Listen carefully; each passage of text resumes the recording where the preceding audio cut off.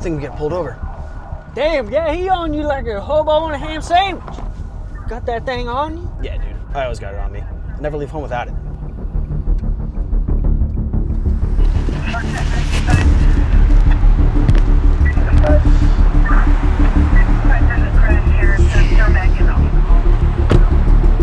Just gotta give it to him quick before he has time to react. Yeah, man. Don't even let that boy speak. Boston PD, license and registration.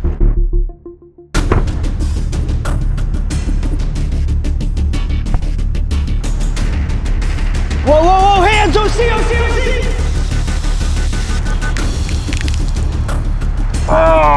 Oh, wait, wait. Stop moving, let me see your hands! Something to give you. Let me see your hands!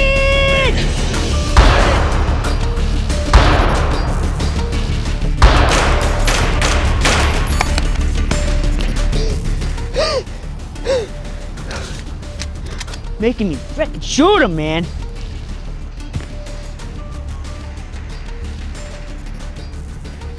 Huh. Kid did have something for me. Gotta be quicker than that.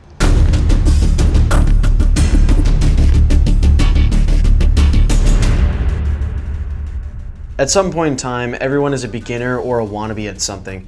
You're never gonna start out knowing everything there is to know and an expert in a certain topic. That includes everyday carry as well. So for those of us who are just starting out, wanting to protect ourselves, wanting to feel confident in our abilities, but are not quite ready to carry one in the chamber or shove a gun down our pants, we're gonna talk about some gear options and some training options about how you can get started everyday carrying and protecting yourself.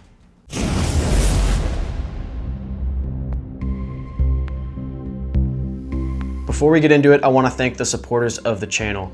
First and foremost, Black Triangle Group. They've been amazing supporters of the channel. This is their second time sending something in for review, and I just want to express how grateful I am for companies like that who see value in getting their products out to the public. Secondly, I also want to thank POM Industries for sending off a plethora of items that we can play with and train with, and then get out to you guys so you are aware that these products exist. Also, please go check out my website, defensivesolutions.com. I got merch there, and I got all the affiliate links, so if you guys want to check out any of the things that you see in these videos or any of my other videos, head on over there, pick something up while you're over there. Lastly, don't forget to support by commenting, and sharing these videos. It really goes a long way. That's the best way you can support me right now. Thanks, let's get back to the video. Whenever people think of everyday carry, they immediately think of carrying a firearm. And while this is nice, it's flashy, it's cool, it might not be the immediate answer for everybody. I know for me personally, my wife is not gonna just throw this down her pants on her waist belt and go walk the dog. It's just not the person she is. She's not perfectly confident with a firearm quite yet to be able to do that. While that is desirable to get to that level, it's not for everybody right away. So I'm gonna talk about some options for people like her, or even people like you who are just starting out. They want to be able to get to that level where they can have one in the chamber, have a firearm on their person at all times, but are just not quite ready for that. What I like about these is they're non-metallic, they're extremely low profile, super lightweight, and you don't run the risk of accidentally hurting yourself if you don't quite know what you're doing. So specifically, Black Triangle Group has previously sent out the Mark II Mod 3. I reviewed this in my Band State EDC video. I'm just gonna talk about it quickly again. So what we have here is a G10 blade. It does not have any sharp edges, so it's physically impossible for me to cut myself. However, it does have an extremely sharp point to it, so it is great for impact and penetrating surfaces. But the great part about it is you run a very low risk of hurting yourself if you carry this for your self-protection. So you keep this inside your waistband, it can go in your pocket, it can go in a purse, in a backpack. It's really easy to carry, super lightweight, and it also can be carried in restricted areas, and you can go ahead and watch that other EDC video I made on that. Also, again, just throwing this out there, GBRS did make a G10 blade model, which is very similar to the Mark II Mod 3. Same sort of things here. The only difference is it is mounted by plastic screws instead of having a kind of a shock cord stretchy bungee here for attachment. Recently, Black Triangle sent out their new product, one of their new products, and it's called the Kiradashi. I like this thing a lot because it is extremely, extremely slim, small, lightweight, and it doesn't have a blade at all. So again, impossible to cut myself. The point is not quite as sharp as the Mark II or the GBRS G10 blade, but what I like about it is the profile. So immediately upon drawing it, you can access it by hooking one of your fingers into the handle, removing the blade from its sheath, and you're already in the position for some really nice hammer fist impacts on whoever might be trying to harm you. Big fan of the Kiradashi, and again, it kind of has the same setup in terms of the sheath as the Mark II Mod 3. A little bit of a smaller sheath, so you could definitely fit this inside of a pocket.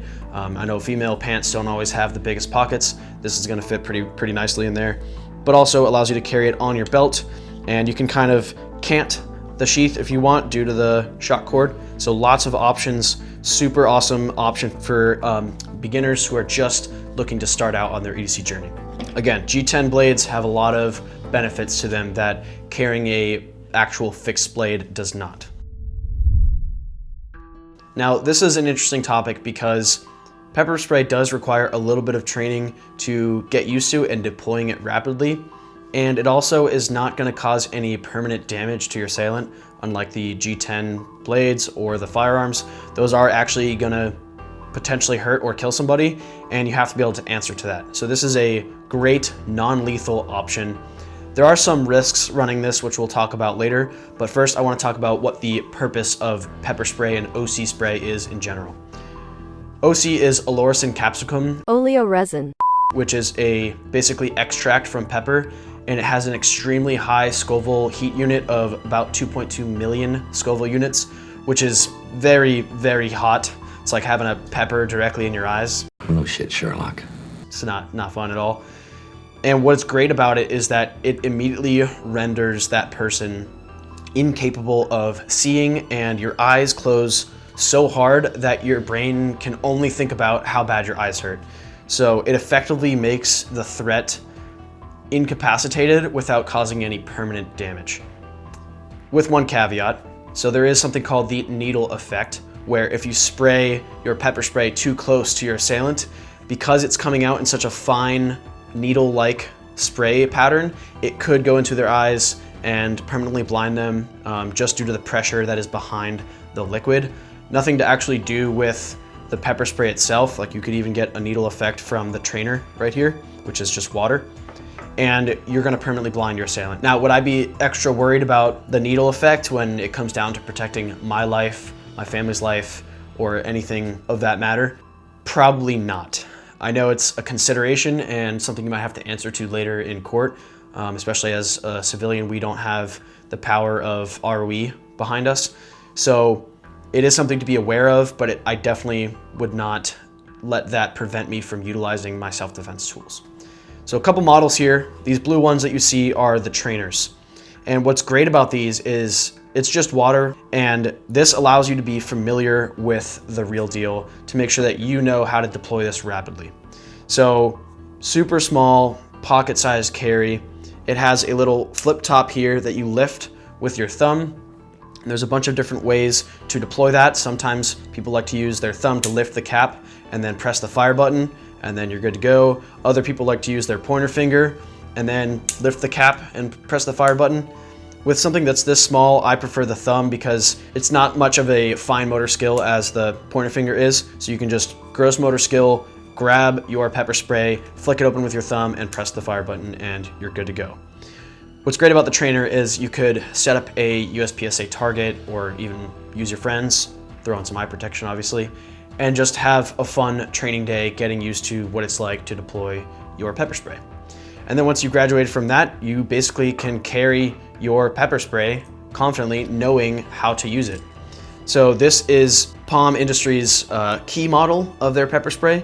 And what's great about this is it has a keychain attached to it with a quick release. So I could either attach this to my belt, I could attach this to my set of keys, I could link this to my wife's handbag, and then it has a quick release. You press with a finger and the whole thing comes off, and now I'm free to deploy this. This does have the maximum heat formula that POM Industries uses, which is, I believe, 1.4% major capsicanoids capsaicin, at 2.2 million Scoville heat units. And the fluid inside there is comprised of about 10% OC. So it's diluted a little bit. It is mainly water-based, and that's also what the military uses. They used to use the whole oil-based solution, which is way harder to decon yourself after. It was brutal. So they diluted it a little bit. It's still extremely painful to get on the eyes. Trust me, I speak from experience on that one. This model is their clip-on model, so it comes in a bunch of different colors. The color doesn't really mean anything, it's just preference. This model will clip directly to your pants or whatever you want to clip it onto. Clip model is great because you could carry it overtly if you really wanted to deter people from pulling a fast one on you. And it's got the same formula as the keychain model as well. Moving on to the POM Industries Mark III. Now this is kind of the police and military model that POM Industries has. It is 2 ounces as opposed to, I think, 1.5, maybe 1 ounce on these. So it holds a lot more. You can definitely feel that in the heft.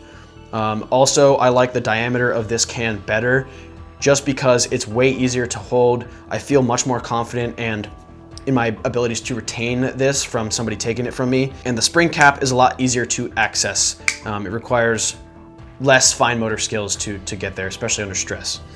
It does have the exact same formula as the clip model and the keychain model, so it's not like this one is going to perform any better in terms of the heat that is applied to your threat, but it does have a lot more formula inside. I'm sure it has a little bit of a higher pressure, so further spray distance. I believe this one's 18 feet. These ones go about 12 feet more or less, and they each carry roughly 10 to 20 shots worth of OC spray. So you could use this 10 to 20 times. That would be a pretty bad day or pretty bad week or month if you're using it 10 to 20 times, but you can be confident knowing that you could just spray this thing and it's gonna go for solid 15, 20 seconds straight, and you're not gonna run out in the middle of a fight.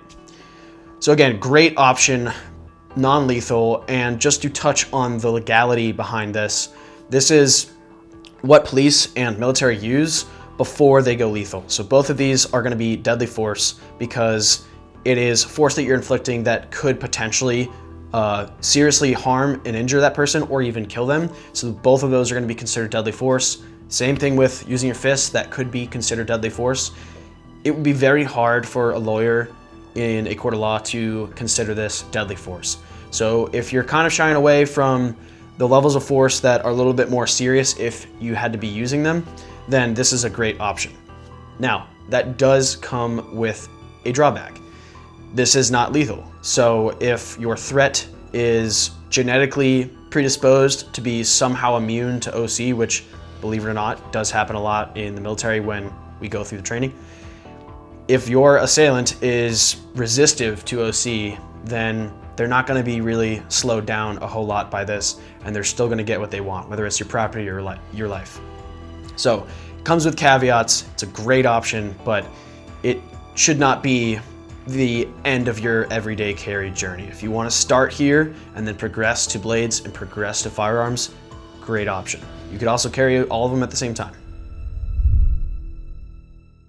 You've seen all of these things in my previous videos, but I have here the Benchmade 595 Mini Boost, great blade, S30V steel. I carry this guy every single day, everywhere I go. In a pinch, I could use it for self-defense. I know folders are not particularly the best option, but they definitely give me an option, and it's better than nothing. Mostly it cuts open Amazon cardboard boxes. Also, a key part of everyday carry is a flashlight. So this is the Olight Arcfeld. It's a great kind of dual purpose flashlight. It has both an LED and a laser. So if I needed to use that for anything, then it's great. It's a great option. The only thing I don't like about the Olight Arcfeld is the clip back here. While it does have a lot of tension and feels very sturdy, I like to be able to clip it to multiple surfaces. So some of my other Olight options and things like Streamlight options, they might have better clips where you could clip them facing one way and you could flip them around, clip them facing the other way. So this is not a perfect option, but it is a great place to start. It's very slimline, very lightweight, battery lasts forever. and it also has a magnet on the back for attaching to your car hood or something like that. So you definitely need a flashlight. You don't have to go with Olight. You can go with Streamlight, Surefire, tons of other products out there that are great everyday carry options. Again, in some of my other videos, you may have seen the Snake Staff Systems Everyday Carry Tourniquet, ETQ. This is the slimline model and it fits perfectly in a pocket. It's about the same size as a pistol magazine, so there's really no excuse not to carry this in one of your pockets, in a backpack, in your purse or something like that. So learn how to use a tourniquet, train with these, make sure you can apply it very quickly in a pinch, because this could potentially save your life. There's also a wide version out there that is a little more TCCC compliant, which basically means it's better at being a tourniquet. That's not to say that the slimline one is bad necessarily, it's just not going to be as good as the wide one. So I carry the narrow one because it's smaller, but the wide one is a great option. Going along with the medical theme here of beginner EDC, T-Rex Arms makes a great everyday carry medical kit called the Med-C. And this is essentially just a piece of nylon that has 2 straps, and inside you can get a refill kit for about $60. So in the refill kit, you don't have to buy this refill kit. You can outfit the Med-C with whatever you feel like you need for your everyday use. In here, I bought the refill kit just to demonstrate to you guys that it comes with great options to set you up right away for everyday carry. You have double chest seal from Sentinel. This is a great option to have to save their life and articulate that you weren't actually trying to kill them. You were just trying to stop them from doing what they were trying to do. So great first step there. Also, you have Quick Clot, which is always great to stop bleeding, pack the wounds, and it's infused with chemicals that are gonna help you do that. And then you have some 3-inch flat fold elastic wrap to bandage all this together and potentially wrap around your patient. Lastly, not a must-have, but a good thing to have is some latex gloves. People have commented in the past that these are pointless and waste time. I strongly disagree. If I have been working on, let's say, a mass casualty event where there's an active shooter at a movie theater, right? It's not just going to be one person shot, it's going to be multiple people. The last thing I want to do is start touching somebody's innards and applying these things that I carry, and then go over to another person and mixing blood with them, because that can cause infection, blood types are not compatible.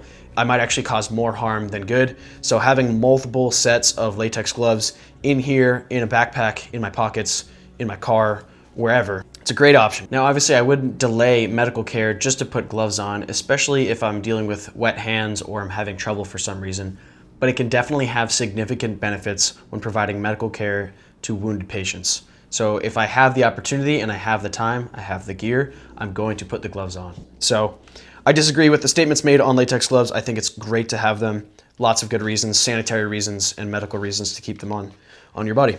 So all said and done, the T-Rex Med-C is a great beginner EDC option. It carries the medical essentials to be able to plug holes and pack wounds that any of these weapons might cause or that you might experience yourself. And it does pack pretty nicely. It's a little bit thicker than your average wallet. I know it's definitely uncomfortable for me to wear in my back pocket while I'm driving or while I'm sitting down. But when I'm walking around, it's not really something I'm gonna notice. And it also just easily packs up into a very nice small form factor. You can throw this right in your bag, throw it right in your glove compartment. Wherever you need to carry your medical, this is a super compact and small option.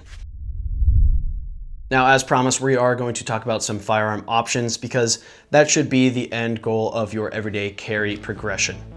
What I like to carry every single day is the Glock 43X Koa, and this is a new unit from Glock and Aimpoint.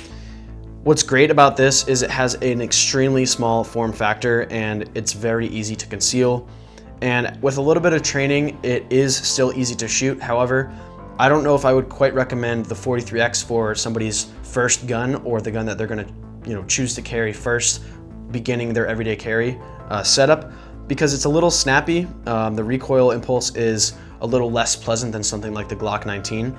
But once you've trained a bit, once you've shot your Glock or your SIG, whatever you want to carry, I would recommend a micro compact because it's just so easy to conceal. And nowadays with magazine options such as the Palmetto State Armory Dagger magazines, you can carry 15 rounds in this thing And at that point, you're not really losing a whole lot of capability switching away from something like the Glock 19 or the SIG P320 or P365, because you can carry just about the same amount of rounds. They make base plate extensions for this thing. They make base plate extensions for the stock 10-round magazine for the Glock. So again, you're not really losing a whole lot, but there is a lot to be gained in terms of concealability, and it's still extremely capable. What I do really like about the Aimpoint Koa sight is that it's essentially just an Aimpoint Acro P2 without the external shield. So it's very small, but the dot is super crisp, very reliable. You really can't go wrong with Aimpoint. What else do I have on here? So I carry a Streamlight TLR7 sub, very bright 500 lumens. I added some Emissary development switches so that it's a lot easier to deploy the light with my support hand thumb. I've also added a couple things like a chopped beaver tail, a magwell, and the Cogworks extended and raised slide release. These are just a couple things that I like to throw on my everyday carry to make it easier to operate and more comfortable, more streamlined fit to me. You can set up your gun however you want when you first start carrying. That's not really the point of this portion of the video, but it is just something I wanted to address, and I've absolutely loved this gun so far. Now, starting out carrying your firearm. How should you progress? What I did, and this might be different for a lot of people, but what I like to do is start carrying a empty chamber loaded magazine. So I would fully load this with 10 rounds, and I would not carry one in the chamber. I know that is a death sentence to some people, and they would absolutely never do that. But to start out a couple years ago, I didn't quite feel comfortable putting a loaded firearm down my pants straight at what matters. So I wanted to start in a place where I knew that there was absolutely no possibility of me shooting myself in the crotch. So I started there. I carried that for days, weeks, just to make sure I was capable, all the while going to the range, practicing my draw, practicing dry fire draws at home, making sure I was gaining confidence and gaining capabilities, reducing down that draw time, doing so safely, finger off the trigger, all of the normal safety things. Once I had done that consistently and I dropped my draw time down to about 1.5 seconds, I decided it was time to carry one in the chamber, because ultimately that was my end state goal. That was, to me, that's equivalent of wearing a seatbelt so that if you get in an accident, it's gonna save your life. A seatbelt is essentially useless if I have to grab it and put it on while the accident is happening. So I liken that to carrying one in the chamber. You're not gonna have time to draw and rack around in the chamber before the person who is attacking you gets their hands on you. So I like to carry one in the chamber for that exact reason. When I started carrying one in the chamber, it was a little nerve-wracking, I'm not gonna lie, and I'm sure everyone has been there where they're very nervous for their first time. They're carrying a loaded gun in their pants or in their pocket or in their backpack. It's something you have to get used to, but after you train enough at the range and you draw from concealment, you gain a lot of confidence and it becomes something you just don't even think about anymore. So now, every time I step out of the house, I put my gun on my belt, and it just feels like putting my phone in my pocket or putting my wallet in my pocket. It's just another step to getting ready and getting out of the house. There are tons of concealed carry classes you can take to gain confidence and get training from professionals. I would highly encourage that you do so, but you can also go to the range, get holster certified at that range if you need to, if that's applicable, and just start drawing from concealment, drawing from wherever you keep your gun, whether that's a bag, your hip, or appendix carry. You just need practice. It's just one of those things, just like driving a car, where eventually it becomes second nature, everything feels great, and you're gonna laugh at yourself for ever being nervous about it. So, just like your everyday carry guns, it is important to put your gear through their paces, give them a solid test before you start trusting your life with them every single day.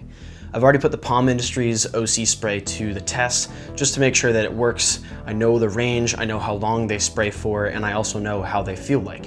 So I'm pretty confident if I had to use that against somebody, I could do so effectively. The next thing I want to do is put the Black Triangle Group Kiridashi and Mark II Mod 3, as well as the GBRS G10 Dagger, to the test. I'm going to do a little bit of a penetration test that could possibly simulate having to use this on a person, whether they're wearing a t-shirt or jeans, since those are pretty common clothing in America.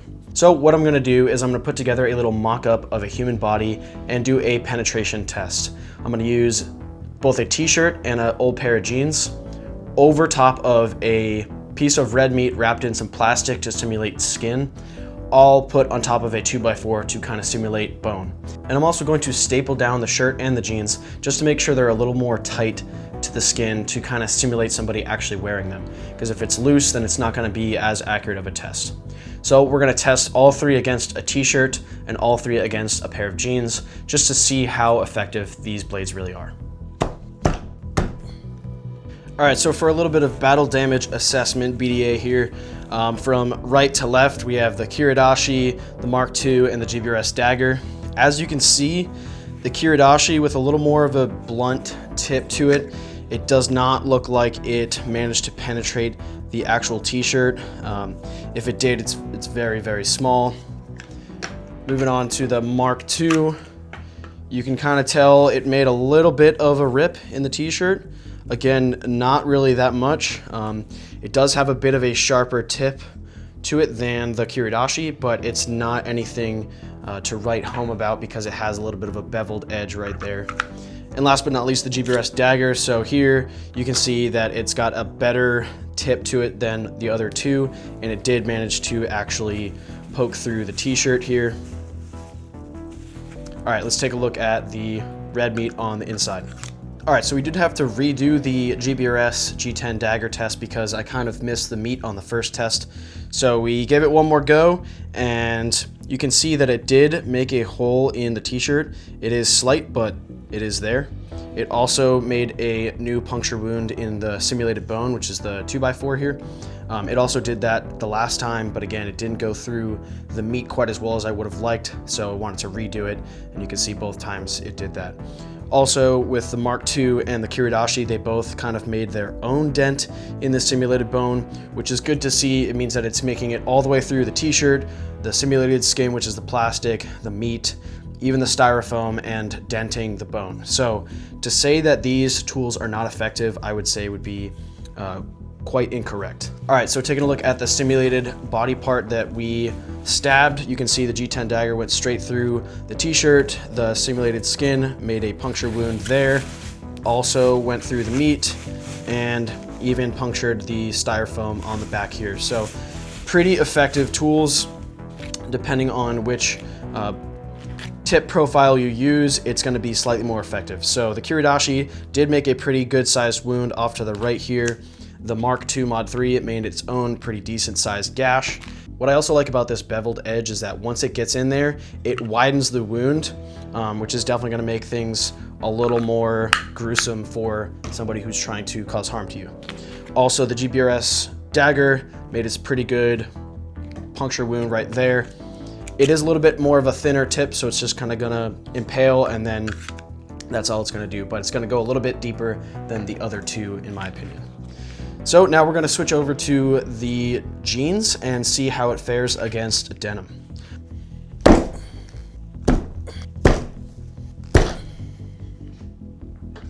So I had to redo the Kiridashi because I, again, missed the meat a little bit, so it did actually go through the denim on the first one, but I can feel that there's no actual meat there. So I went back and did it again and did not make it through the denim. Neither did the Mark II. You can tell there's just a pretty strong divot there, but no actual hole in the material. And then lastly, the GBRS Dagger did look like it made it through. So let's take this off and assess the rest of the body part. So it does appear that each tool made its own hole in the simulated skin. Again, not a perfect representation, but it's as close as we're gonna be able to get here in a testing environment. And then we had first stab with the Kiridashi up top. As you can see, I did actually miss most of the meat, so I did it again, got it right here, and it did make a pretty sizable chunk hole in the simulated body part. Here is the Mark II, and here is the GBRS Dagger. So you can see they are making it through. Again, the integrity of the plastic is a little bit compromised here because of my previous attempts, but I did manage to get it in a new spot each time, and I witness marked the old ones. So again, just a pretty good showing of what these three are capable of. They will do different amounts of damage to whatever it is you're impaling them with, but they have their own strengths. The concealability of the Kiridashi is just unmatched. It's so small, you can really hide it just about anywhere, but the other two are gonna have their strengths when it comes to penetration. So again, was this a perfect test and representation of their capabilities? No, and I'm not claiming that it was. But for my own curiosity and for your education, I really wanted to put these 3 G10 daggers to the test just to kind of get an idea of what they're capable of before I go ahead and start carrying them every day and trusting my life to them. I think that's generally good practice, whether it's with a knife, a firearm, OC spray, or G10 daggers. You should always test your gear and make sure that it works for you. Now I have a much better idea of what each tool is capable of and how it's going to best defend me and which situation each one is best used for. But specifically for beginners, I think they are great options because you avoid the risk of accidentally hurting yourself due to the lack of an edge, but they also cause severe damage to the human body, as you have seen, and they're going to be extremely adequate in defending yourself when your life is at risk. All this is to say, it doesn't matter what you choose to carry where you start out. Whether you're starting out just medical, you're carrying only medical, no weapons, no flashlight, no firearms, nothing like that, that's a great place to start. You can work your way up using some non-lethal options such as pepper spray from POM Industries, or maybe a brass knuckle from Tour Knives, and then work your way up to fixed blades, G10 fixed blades, real steel fixed blades, and then eventually a firearm. That's all good and well. However, it's gonna do you no good if you train with none of it. So whatever you guys do, make sure you get out there and train. You should be physically fit and physically capable of defending yourself, your family, and your communities. And these are all just tools. You're not gonna be invincible as soon as you put a gun on, as soon as you get comfortable enough to carry one in the chamber. That's not gonna save your life. You have to know how to use it, you have to train a lot, and you gotta be physically fit. You gotta get training with medical, you gotta get training with OC spray and with blades. It's all the same, they're all just tools. They're not gonna do their job for you. You have to use them. So with that said, guys, thanks for watching. Hope you liked this video. Please don't forget to share, support me by commenting and liking this video and making sure that the YouTube algorithm knows that you guys like this content. Thanks for watching. Catch you in the next one.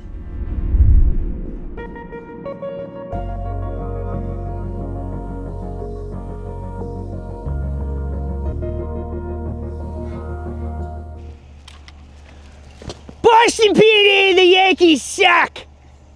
Boston PD, it stings when I pee! Boston PD, the Jimmy's, they're not sprinkles!